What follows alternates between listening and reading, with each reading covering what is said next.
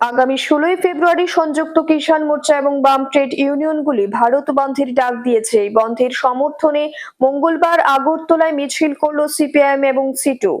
মিছিলটি আগরতলা রাজপথে ঘুরে বন্ধের সমর্থনে জনসাধারণকে এগিয়ে আসার আহ্বান করা হয়।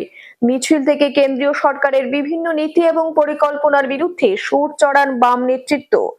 মিছিলে নেতৃত্বে ছিলেন সিটুর সভাপতি শঙ্কর দত্ত, সম্পাদক মানিক দে, প্রাক্তন সাংসদ মতিলাল সাহা, প্রাক্তন মন্ত্রী ভানুলাল সাহা এবং পশ্চিম জেলার বিভিন্ন অঞ্চল এবং সিপিআইএম নেতৃত্ব এবং কর্মীরা। মিছিলটি শহরের বিভিন্ন পথ পরিক্রমা করে প্যারাডাইস চৌমুহনীতে এসে শেষ হয়। সেখানে এক পথ সভায় সিটুর সম্পাদক তথা প্রাক্তন মন্ত্রী মানিক দে কেন্দ্রীয় সরকারের সমালোচনায় সরব হন। তিনি বলেন, বিজেপি সরকার শুধু কৃষকদের সর্বনাশ করছে না, এই সরকারের আমলে শ্রমিকরাও বঞ্চিত হচ্ছেন।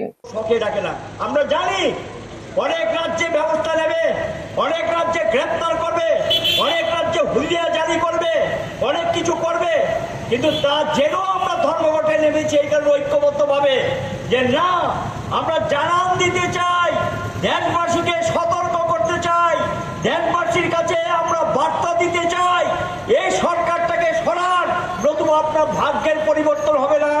গোটা দেশ আগামী দিনে একটা বিপন্ন অবস্থা তৈরি হবে, দেশে গণতন্ত্র থাকবে না, আইনের শাসন থাকবে না, মানুষের অধিকার থাকবে না, কথা বলার স্বাধীনতা থাকবে না, সমস্ত কিছু বিপন্ন করে দেবে। গোটা দেশ বিপন্ন, সেই বিপন্ন মানুষকে রক্ষা করার জন্য এই ধর্মঘট।